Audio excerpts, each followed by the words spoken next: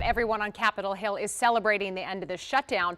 Some lawmakers say this deal falls short on key issues like health care and protection for federal employees. Joining me this morning is Virginia Congressman Suhas Subramanyam, who voted against the bill. Congressman, good to have you with us. Thank you. Okay, as I just said, you were among the House Democrats who voted no on the bill to reopen the government. Can you walk me through that decision and what message you were hoping to send with your vote? Yeah, absolutely. Well, first, I'm actually very happy that the shutdown is over. I wanted to not have a shutdown in the first place. And Republicans had 6 months to negotiate with us instead of going into a shutdown. I think part of what this administration wanted was a shutdown, wanted to show strength. And, the last long shutdown was under Donald Trump as well. So we'll start there. But I'll say that they created a false choice between having to lower healthcare costs and address food insecurity versus keeping the government open. Those issues are still big issues now. We're going to see families have their healthcare go up anywhere from 20% to 200 or 300%. And then we're going to continue to see firings and cuts in the federal workforce and for our contractors as well, who got no back pay during this shutdown. And so I wanted to see added protections. We were able to get some stuff out of that, but not enough, in my opinion. But, part of what I want to do moving forward is to make sure that this administration doesn't continue these illegal firings and rifts of federal workforce. And that's really important to our area. They're also trying to move agencies out of our area too. And so, we've gotten assurances, but I wanted more than assurances. I wanted things set in stone. I wanted action. Right. Congressman, we know the bill, as you've touched on, does not include an extension to the Affordable Tax Care Act credits. Do you think Republicans will actually come to the table to extend them or even fix them? What's your sense of that? Well, it's politically popular, and I have heard Republicans, including some in Virginia, say that they want to extend these tax credits, 1 year versus 3 year. That's the debate we're having. But it's really up to Donald Trump and Republican leadership whether or not they want to do this, because their health care plan to date is to just cut health care. They've cut Medicaid already.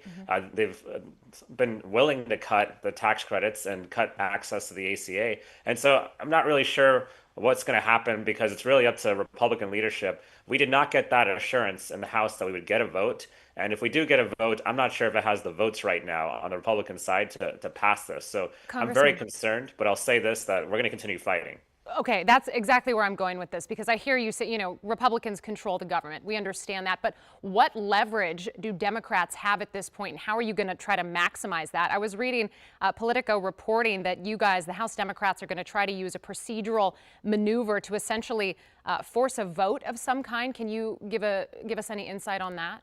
Yeah, that's right. It's called a discharge petition. We're doing the same thing for the Epstein files, and we got that 218 signature to have a vote on that. But we're going to try to get 218 signatures. That requires 4 Republicans to sign the petition as well to force the vote on the tax credits. I do think that Senate, if the Senate does vote with more than 60 votes to pass the ACA tax credits, I'm more optimistic that maybe it comes over to the House and the Republicans feel like they should do that. But that discharge petition, I'm not optimistic that Republicans will sign on. That's why I voted no on this, is because we just got assurances. We didn't really get much concrete when it comes to health care. But to be clear, that is the best and only option at this point for Democrats?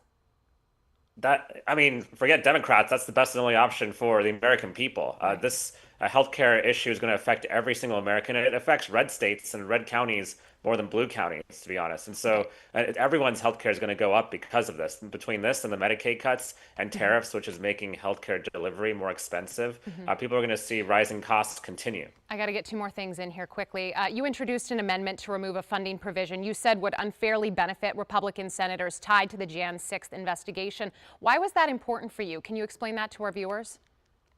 The only thing people hate more than rising costs is seeing politicians line their pockets with taxpayer money, and that's exactly what they did. These 8 Republican senators, and now a few others want to join the fund, basically are forcing the DOJ to pay out millions of dollars to them just for being subject to the January 6th investigation.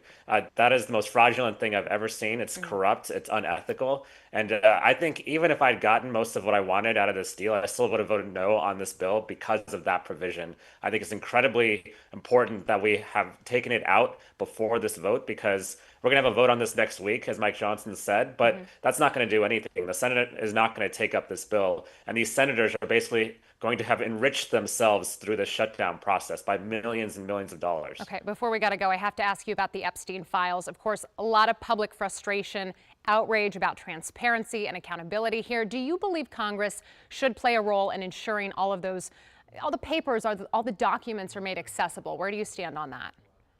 Yeah, it's our job. I'm on the oversight committee, and our investigation is about how Jeffrey Epstein went without having justice served on him because he was rich and powerful. And so we want to make sure that no matter how rich and powerful you are in this country, that you are held accountable, especially for heinous crimes. And we don't know why Donald Trump won't release the files. We've gotten more emails and more evidence that he had a very close relationship with Epstein and Ghislaine Maxwell. And so there's a lot of smoke here, and we want to get to the bottom of this and make sure it never happens again to any young girl. All right, Virginia Congressman Suhas Subramanyam joining us today. Thank you for your time. Thank you. All right, as we track what happens next, you can get instant updates by scanning the QR code on your screen. Text shutdown to 202-895-5599 for a link to our coverage.